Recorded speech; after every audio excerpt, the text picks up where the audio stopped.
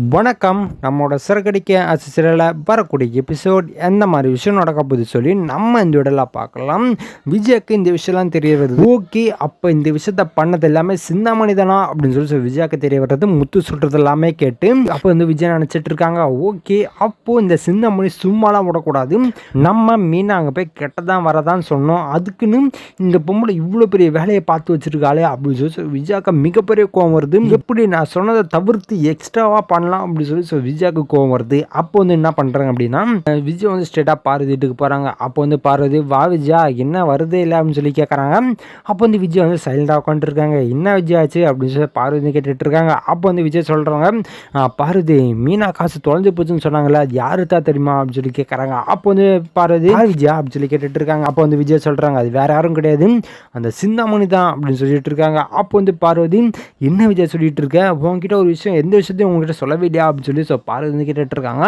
அப்போ வந்து விஜய் சொல்கிறாங்க, ஆமாம் பார்வதி, என்கிட்ட எந்த விஷயத்தையுமே சொல்லலை அப்படின்னு சொல்லிட்டு இருக்காங்க.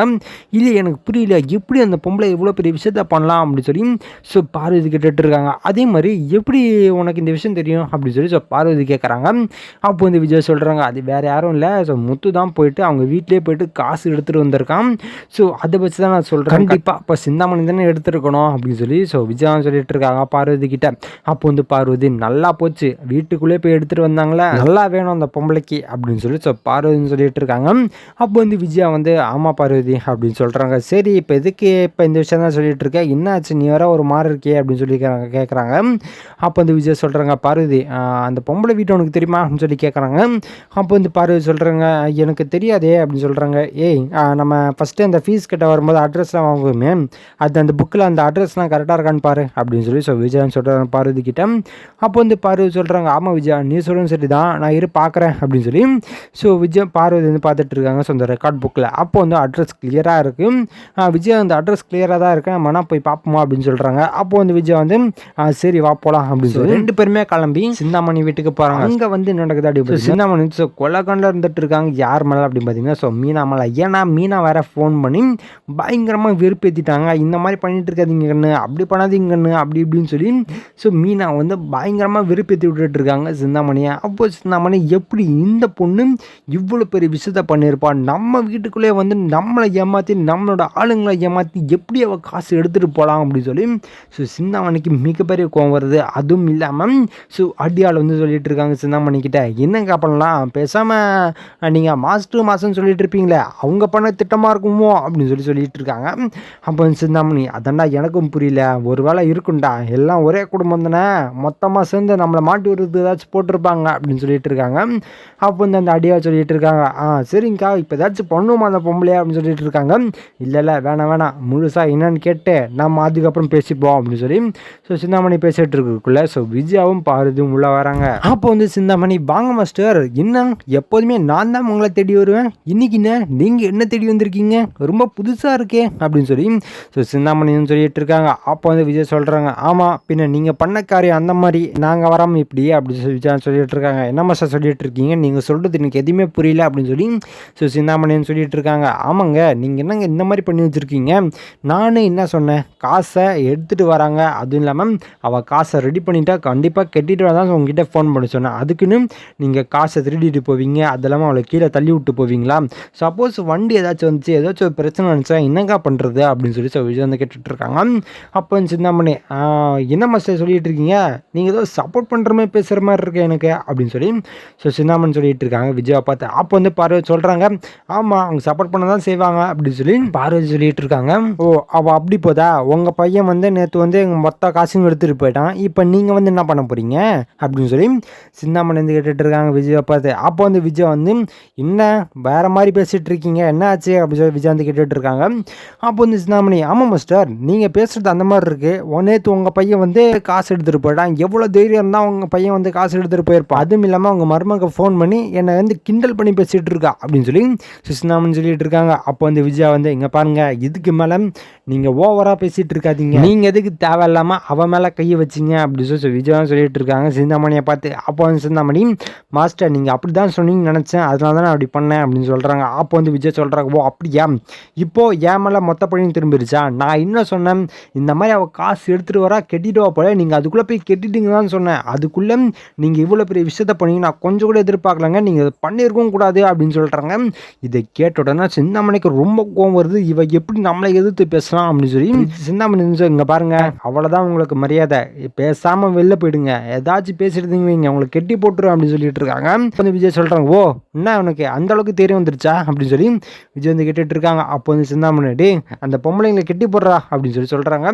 சரின்னு சொல்லி ரெண்டு பேருமே பிடிச்சி கெட்டியும் போட்டுடுறாங்க. அப்போ வந்து விஜய் வந்து இங்கே பாருங்க, என் பையனுக்கு தெரிஞ்சிச்சுன்னா அவ்வளோதான் அவங்கள அப்படின்னு சொல்லி முத்து வந்து சொல்லிட்டு இருக்காங்க. அப்போ வந்து சிந்தாமணி சொல்கிறாங்க, அதுக்கு தான் வெயிட் பண்ணிட்டு இருக்கேன், இருங்க இப்போ ஃபோன் பண்ணி வர சொல்கிறேன், அவங்க ரெண்டு பேரும் மன்னிப்பு கேட்டால் தான் நான் அவங்கள விடுவேன் அப்படின்னு சொல்லி சிந்தாமணி சொல்லிட்டு இருக்காங்க விஜயா பார்த்து. அப்போ வந்து விஜயா வந்து அது நடந்த மாதிரி தான் அப்படின்னு சொல்லி விஜயாவை நினச்சிட்டு சிந்தாமணி என்ன பண்ணுறாங்கன்னா மீனாவுக்கு ஃபோன் பண்ணுறாங்க. ஃபோன் எடுத்து யாரு அப்படின்னு சொல்லி கேட்குறாங்க.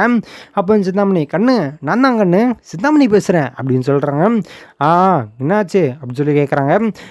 உங்கள் மாமியாருங்க அப்படின்னு சொல்லி சிந்தாமணி வந்து கேட்குறாங்க. அப்போ வந்து மீனா சொல்கிறாங்க, எங்கள் மாமியாரை பார்த்து நீங்கள் என்ன பண்ண போகிறீங்க அப்படின்னு சொல்லி மீனா வந்து கேட்குறாங்க. இல்லை கண்ணு, உங்கள் மாமியாரை என் வீட்டில் தான் பிடிச்சி வச்சுருக்கேன் அப்படின்னு சொல்கிறாங்க.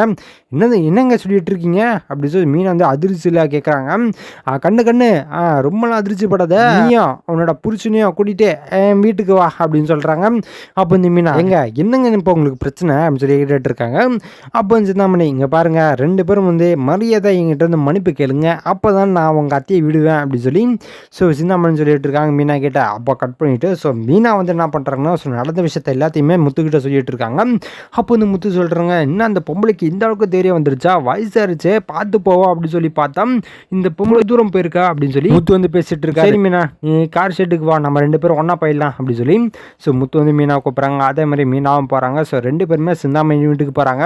போனோடனா, வாங்க கண்ணு வாங்க வாங்க, உங்களுக்கு தான் வெயிட் பண்ணேன், சீக்கிரம் வாங்க அப்படின்னு சொல்லி சிந்தாமணி சொல்லிட்டு இருக்காங்க.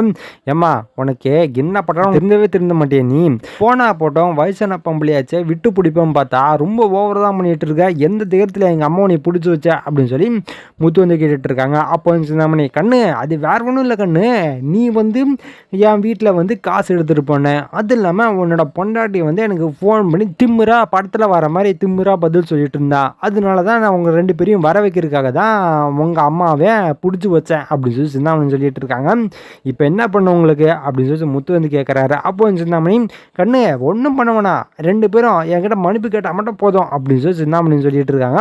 அப்போ வந்து முத்து அதெல்லாம் நடந்த மாதிரி தான் அப்படின்னு சொல்லி எல்லாருமே அடிச்சும் போட்டு முத்து வந்து என்ன பண்ணுறாங்கன்னா விஜயாவும் பார்வதியும் கழட்டி விட்டுறாங்க. நீங்கள் எதுக்கு இங்கே வந்தீங்க அப்படின்னு சொல்லி கேட்டுட்டு இருக்காங்க. அப்போ வந்து சிந்தாமணி சொல்கிறாங்க, இங்கே பாரு, நீ என் ஆளுங்களை அடிச்சு போட்டா விட்டுருவேன், சும்மா உங்களை சும்மா விட மாட்டேன் பாருங்க அப்படின்னு சொல்லி சிந்தாமணி சொல்லிட்டு இருக்காங்க. அப்போ வந்து முத்து சொல்கிறாங்க, அதெல்லாம் பார்க்கலாம் அப்படின்னு சொல்லிட்டு போலீஸும் வராங்க. வந்த உடனே இங்கே பாருங்க சார், எங்கள் அம்மாவையும் அதெல்லாமே எங்கள் அத்தையும் பிடிச்சி வச்சு கெட்டி போட்டு சித்திரவதம் பண்ணியிருக்காங்க, அதுக்கு நீங்கள் கம்ப்ளைண்ட் ஆக்ஷன் எடுத்தே ஆகணும், நான் வேணா உங்களுக்கு கம்ப்ளைண்ட் கொடுக்குறேன் அப்படின்னு சொல்லி முத்து வந்து எழுதியும் கொடுக்குறாரு. அப்போ வந்து சிந்தாமணி சைலண்டாக இருக்காங்க. என்னமா உனக்கு எந்த அளவுக்கு தைரியம் தான் இந்த மாதிரிலாம் பண்ணிட்டு இருப்பேன் அப்படின்னு சொல்லி போலீஸ் வந்து கேட்டுட்டு இருக்காங்க.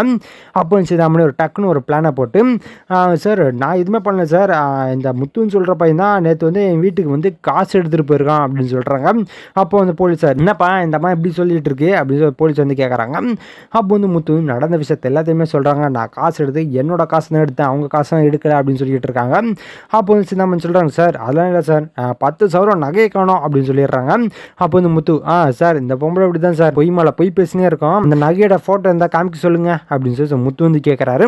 அப்போ வந்து போலீஸ், சார் எங்கம்மா காமிமா அப்படின்னு சொல்லி கேட்குறாங்க. சார் அது வந்து அப்படின்னு சொல்லி இல்லைக்கிறாங்க. சார் இதுலேயே உங்களுக்கு தெரியாது சார் பொய் சொல்கிறது, நீங்கள் பிடிச்சிட்டு போங்க சார் அப்படின்னு சொல்லி சார் என்ன பண்ணுறேன்னா சார் பிடிச்சி கூட்டிகிட்டு போயிடுறாங்க. அதே மாதிரி விஜயாவையும் பார்வதியும் வீட்டுக்கு கூட்டிகிட்டு போகிறாங்க. போனோன்னா அண்ணாமலை எங்கே போயிட்டு வரீங்க அப்படின்னு சொல்லி கேட்குறாங்க. அப்போ எல்லாமே திருன்னு முடிச்சுட்டு இருக்காங்க. நான் தான் கேட்டுட்டு இருக்கேன்ல, எங்கே போயிட்டு வந்தீங்க அப்படின்னு சொல்லி அண்ணாமலை வந்து கேட்டுட்டு இருக்காங்க. அப்போ வந்து முத்து வந்து நடந்த விஷயத்த எல்லாத்தையுமே சொல்கிறாங்க. இதை கேட்ட உடனே அண்ணாமலைக்கு ரொம்ப பயமாவது. பாத்தியா விஜயா, இதை தான் முன்னாடியே சொன்னேன், அந்த பொம்பளை கூட சேராத, பொம்பளை சரியான பொம்பளையே கிடையாது, இப்போ பாரு அந்த பொம்பளை இப்போ உனக்கே எதிராக மாறிட்டா பத்தியா, இதனால தான் நான் சொல்கிறேன், இந்த மாதிரி தேவலத்த விஷயத்தெல்லாம் நீ பண்ணிட்டு இருக்காதா அப்படின்னு சொல்லி அண்ணாமலை சொல்லிட்டு இருக்காரு.